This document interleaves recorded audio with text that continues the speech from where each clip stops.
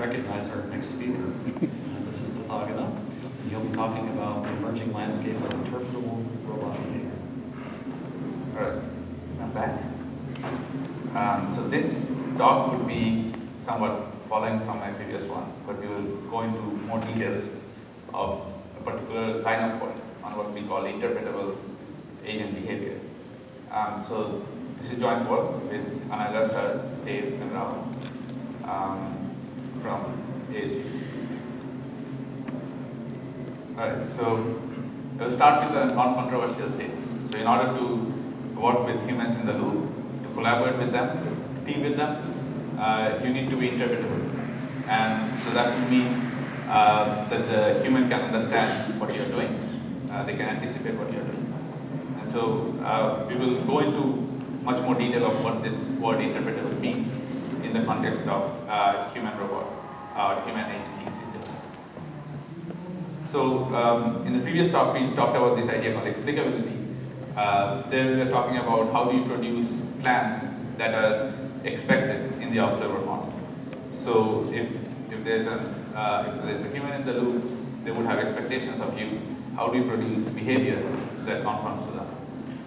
There's also this notion of predictability, where you are trying to make sure that the human can tell exactly what you're going to do next. So there you are trying to make sure that the human can complete your behaviors.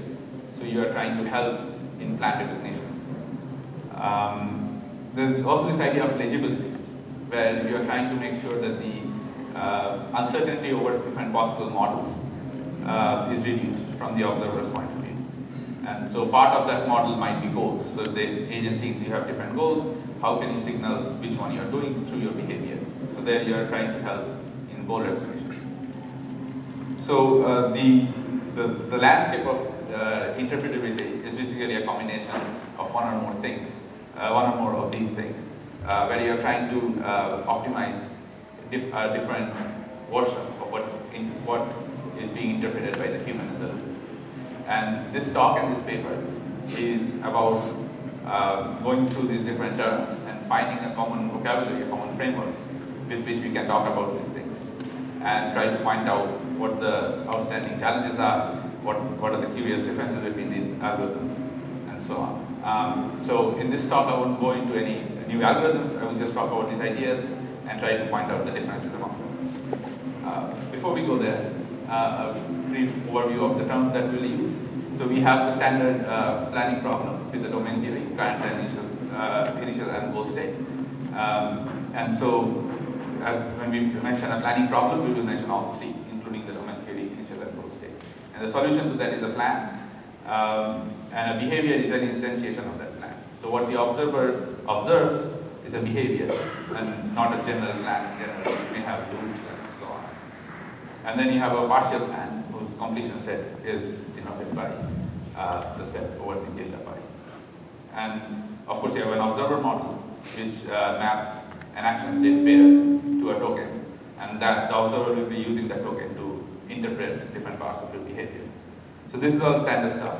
The two new things that we will talk about in the talk is this idea of a computational model of an agent. So that can be either sum, in which case you are making plans that work. It will be satisfied, in which you are making good plans. It could be optimal, where you are making the best plan. And so this computational model is a property of an agent or an observer. And so it's how they compute plans. And we also have this notion of a completion function, which kind of tells you how a plan was completed. So a completion function takes in the computational model of the agent, the current state, and the plan, and then produces a different state. So when we say the plan was completed with the computational model of optimality from the initial state with plan pi, and it takes it to goal G, we say that means that pi was the optimal plan for that planning problem. All right. Some of these will come back during the talk, and we can make more sense of this at that time. So coming back to this idea of explicability, one of the things that we talked about previously was this idea of model differences. The key reason behind why things may be non-explicable or unexplicable is when the expectations of the human differ from the actual model of the robot. So here on the right, we have the model of the robot and the optimal plan in that model 5-star MR. And on the left, we have the model that the human thinks the robot has. And the optimal plan there is 5-star MRH. And when they differ, that's when we say that the optimal plan the robot made is inexplicable. And the point of explicability is to get as close as possible to what the human expects. So here's an example. So it's the simplest example you could think of as a small grid world. There's a goal right in front of the robot, except that the robot has an arm sticking out on the right, and it thinks that if it goes forward, it might hit the wall. So the optimal plan that the robot is thinking of is the red one. But from an observer who doesn't know about the internal constraints of the robot, for the observer, the correct plan to do here is the one that goes straight to the goal.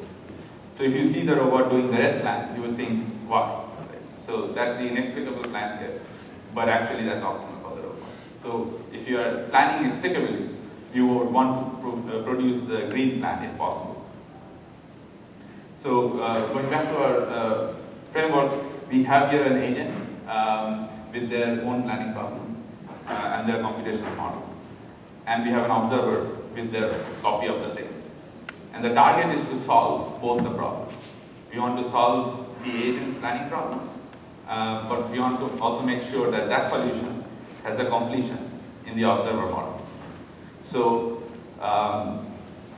here the thing that we are trying to find out is the pointer is important.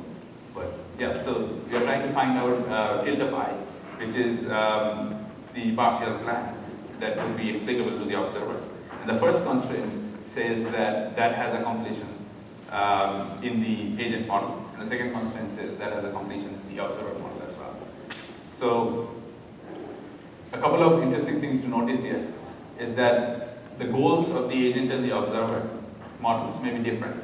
So that means that even if the behavior is explicable to the observer, they might be doing it for a completely different reason. So as long as the behavior is fine, the observer wouldn't know that it was done for a different goal. And that's fine because still that's the behavior they would expect. So there is no need for the goals to be same. There's another interesting part to notice in the second constraint. We are saying that there exists at least one completion. That means that we are saying that the observer will be fine as long as there is one explicable completion of the solution. You could flip that and turn it into a for all constraint, in which case you will say it's a more pessimistic human, and the human wants all possible completions to be explicable. So a slightly different change to the formulation can change how exactly we are modeling the human. One of the things that this formulation does not cover is this idea of a spectrum of explicability. So this one is either you are explicable or not. But usually there are certain works that have looked at the spectrum and say that if no explicable plan exists, how can we actually find one that's as close as possible? So that's not already captured in this formulation. But if we look at the existing work in this category, one of the interesting parts that comes out is this idea of trying to estimate the human expectation. Because oftentimes these are not available for free. So what you want to do is to ask humans to label your plans and try to learn the expectations from them. So the first two works are looking at this possibility of learning the expected model. One of the things that comes out of being able to learn that is that you can have an implicit modeling of what the computational model of the observer is. Because in labeling what your plans are to them, they're implicitly saying how much they can compute. Whereas if you have the computational model separately, and so for example in the third work, it assumes that the computational model is optimal, and the model is also known, then you have to deal with the fact that the humans may not actually correspond to that computational model. One of the interesting things about the third work is that it deals with the fact that there may not be fully explicable plans and allows you to balance out explicability with this idea of explanations that we talked about in the previous talk, The general idea is that if the observer model is so that it doesn't produce an explicable plan, you can use explanations to change the observer model. And changing that observer model is in the form of explanations in communication. So that's explicability. One of the interesting things to note in explicability is that we only said we are going to produce a plan that the observer expects. We didn't say which one of those expectations. And in general, given a planning problem, there may be many, many ways to solve it. If you're looking at an optimal completion model, then there may be many, many optimal plans, and all of them are explicable, but they are not predictable. So here, in predictability, we are looking for plans that are easy to complete for the observer. So going back to the grid world, there is no model difference here. There's a single goal, but there are many, many optimal plans to get there. So if the observer model here is an optimal completion model, they would think that all three possible plans are explicable, but only one of them is predictable, which is the green one. Because once you take the first step, then you know exactly which plan is going to happen. So the point of predictability is to disambiguate the future actions. So we go back to the formulation, the inputs are the same, the output is almost the same, except that instead of solving in both the models, we are solving the agent's problem. And then we are also maintaining that we have the fewest completions in the observer model. So the previous constraints from explicability come back in here, but we have an additional optimization term where we minimize the number of plans that are possible.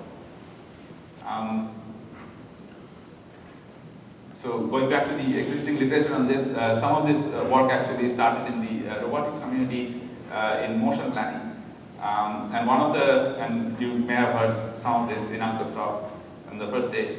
One of the interesting features of motion planning versus task planning here is that the observer model is often implicit and default because straight lines are the shortest paths. And so in motion planning, you do not need to explicitly model what the observer model is. But in task planning, that becomes more crucial because you don't know exactly what exactly is in the mind of the observer. You can't make the assumption that everybody thinks the shortest path is the best path. So that's one difference with the continuous planning cases. Another interesting thing that comes out in the related work is this idea of not goals are equal. So for example, in the formulation, we looked at this minimizing term, and we said we are going to reduce the cardinality of possible goals. But as an observer, what you really want to do is to possibly stop the agent from doing certain things. So one of the things that would be important to you are the features of those goals, not just the number of possible goals. So that's something that comes out in the work as well on modeling the diversity of the goals that are possible given the behavior. In general, I should say that predictability is not to be confused with explicability. So for example, here in this example, we saw this case where the explicable plan may not be, so here we have three possible explicable plans, but only one of them is predictable. So, but this goes both ways. So just as an explicable plan may not be unpredictable, a predictable plan may be inexplicable in the online setting. So in this case, if the robot actually did the red plan, which is inexplicable, after one step, the plan is actually predictable because you know exactly what the rest of it is, even though it's not part of the explicable plan. But in the offline sense, the predictable plan is always one of the explicable plans.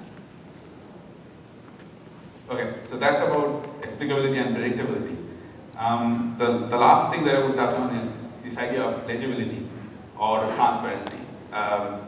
And here we are trying to resolve the uncertainty over the agent model.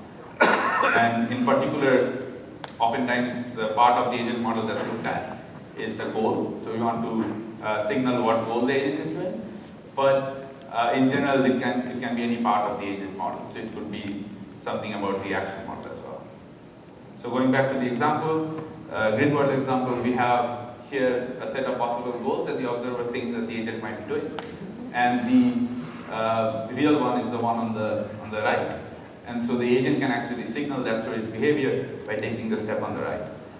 Whereas the red one is less legible because it still leaves open all the other possibilities. So this is assuming an optimal completion model of the observer. So going back to the framework, the inputs are almost the same, except that the observer has a set of possible models in mind. And what the target here is that we want to solve the problem for the observer, we want to solve the problem for the agent, and in the least number of models of the observer. So, so if the models are only parameterized by the goal, we want to minimize the number of goals that are possible. So the first term here says solve the problem for the agent, and the second term says minimize the number of possible models where the completion exists in the observer. And the notion of legibility also came out of the robotics community in motion planning, and the same discussion is also kind of valid here because you can make the assumption of a default model of shortest paths, which is not actually does not translate to task planning. And you can also talk about the diversity of goals and plans as before. So before I end, I would like to point out a few of the open areas in these topics. One of the things that we are looking at right now is to model these interactions in terms of epistemic effects on the observer model. So how does the agent's actions produce epistemic effects on the model of the observer? And that can allow you to compile some of these problems into, for example, classical planning problems, which you can use, where you can use all the heuristics to speed up the planning process. So you don't have to explicitly deal with the mental model or the observer model in your search process. One of the recurring themes that we talked about is this idea of diversity of the distribution, observed distribution, which would be our goals or plans, and how that impacts the observer. None of those work really look at the impact on the observer, and so that's an area that we could look at. One of the areas that we are exploring right now is this idea of design for interpretability, where you can say that can we actually design some of the environment in order to incentivize different kinds of interpretable behavior. One of the things that I mentioned at the beginning is that all of this has to do with behaviors versus plans. So what the observer observes is the behavior of the agent. But in general, you can talk about the same concepts in terms of plans, which is a much more general formulation because the behavior is just one instance of a plan. And most of the works in the existing literature do not look at plans in general. And finally, almost all of the works look at these ideas in isolation. And once you start combining them, so if you have model differences, but you also have a set of possible models that the observer would be thinking of, these ideas become much more difficult to contain. And it would be interesting to see there are algorithms that can be developed that can deal with one or more of these together. I would end by pointing out that I only covered the cooperative side of things. You could flip all the equations and end up with the adversarial side of things.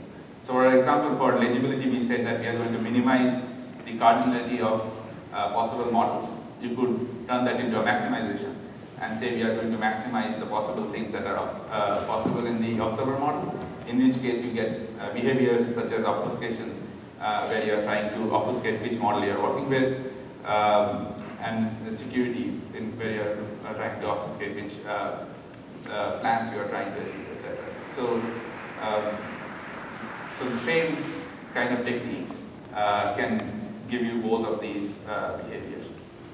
And if you are interested in more details about this, please look at the paper. It provides a more comprehensive survey of each of these ideas. So thank you. We'll take questions.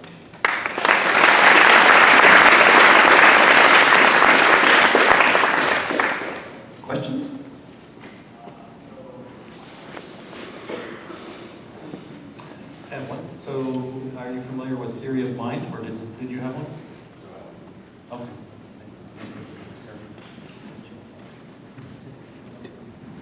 So a lot of these approaches rely on the assumption that the agent or observer is rational and completely optimal. So how are these algorithms impacted if you relax that for suboptimal, noisy, rational behavior? Right. So not all of them depend on that. For example, if you're learning the expected model to say, if you're providing client faces to the human and asking to label them, then you don't just get the model, you also get the implicit computation power of those humans. So, for example, in some of the works I discussed on learning models for explicability, if the humans are providing labels on things that are explicable versus they are not, then they are not just providing the model, they are also providing whether they can compute the explicability of that plan. So, if you're learning those models, usually they come together. So that's one way to get out of the computation issue. But yes, so the works that have considered that the model is known, they have also considered that the agents are rational. You said the degree of explicability might be something you want to look at, but you also gave two options of saying it might be there exists one continuation or for all continuations. Why not use that as your spectrum? So of all the continuations, how many of them actually work out for the observations you've seen? Right, so I guess that continuation begins after the continuation, right? So even if you do exist one, that may not exist. And so in those cases, what some of the works that have looked at the cases where explicability doesn't exist, you can do plan distance measures to say how close it is to the actual explicable plans. And try to learn the explicability score in terms of known plan distance measures. And so we have some of that work from our lab. But you could also look at the other spectrum as well. Yeah, that you have to look at. All right, let's thank our speaker again.